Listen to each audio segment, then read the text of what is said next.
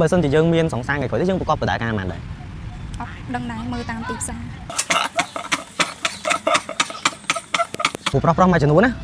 សង្កេតមើលទៅលើទីផ្សារមាសឡើងថ្លៃឡើងអីចឹងតែភ្លេចគិតទៅលើទីផ្សារបដាការ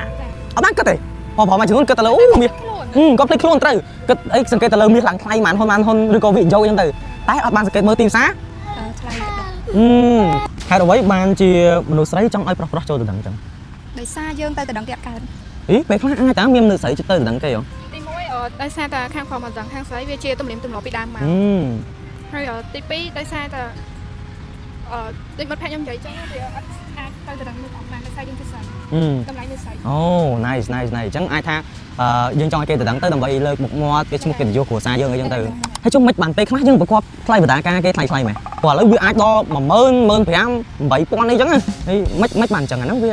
បើសិនជាយើងមានសង្សារថ្ងៃក្រោយទេយើងប្រកបបដាការមិនដែរអត់ដឹងដែរមើលតាមទីផ្សារមើលតាមទីផ្សារអូគេមានទីផ្សារបដាការគេទៀតអូចឹងមើលតាមជាក់ស្ដែងមើលតាមជាក់ស្ដែងមើលជាក់ស្ដែងទៅលើគេខ្លះជាក់ស្ដែងទី1ម៉ា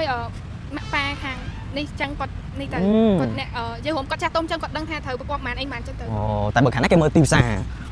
ថា5ឆ្នាំក្រោយទីផ្សារបដាការឡើង50000អញ្ចឹងយើង45000អញ្ចឹងណាពេលខ្លះវាអាចនឹងទីផ្សារដូចមិត្តភក្តិខ្ញុំនិយាយគាត់ថាបានព្រោះឥឡូវគេមើលតាមទីផ្សារមែនបងប្អូនប្រុសមើលសង្កេតមើលទីផ្សារបដាការបងប្រុសមួយចំនួនណា